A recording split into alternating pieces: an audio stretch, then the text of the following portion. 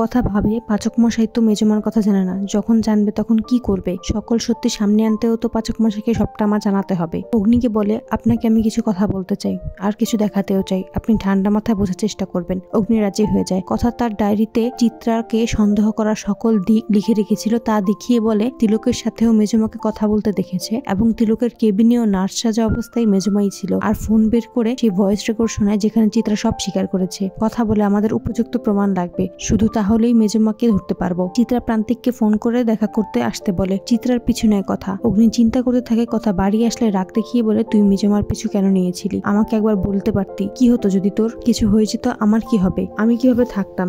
একবার ভেবেছিস তুই? কথার জন্য এত চিন্তা করতে দেখে অগ্নিকে বলে, আমাকে নিয়ে এত ভাবছেন কেন? আমি কি আপনার? কথাকে ছেড়ে বলে, হ্যাঁ আমি তো তোর কেউ না, আমাকে কেন বলবি তুই? কথা বলে, পাচক মশাই আপনি কি সত্যিই আমাকে ভালোবাসেন না? অগ্নি বলে, বাড়ির পরিস্থিতি ঠিক হোক, সকল সত্যি সবার সামনে আনুক, তারপর দেখা যাবে। মনে মনে ভাবে, আমি তোকে সত্যিই ভালোবাসি। কথা, মা তোকে এখনই অনেক ভালোবাসে। স্মৃতি ফিরে আসলেও যদি মা তোকে মেনে নেয় তাহলে আমি তোকে এই কথাটা বলে দেবো, কিন্তু মা যদি না মানে তাহলে মায়ের পছন্দকেই আমার মেনে নিতে হবে। মায়ের স্মৃতি ফিরে না আসা অবধি আমি তোকে কিছুই বলতে পারছি না। তো বন্ধুরা, সকল সিরিয়ালের সকল আপডেট আগে পেতে আমাদের চ্যানেলটি সাবস্ক্রাইব করে পাশে থাকুন। ধন্যবাদ।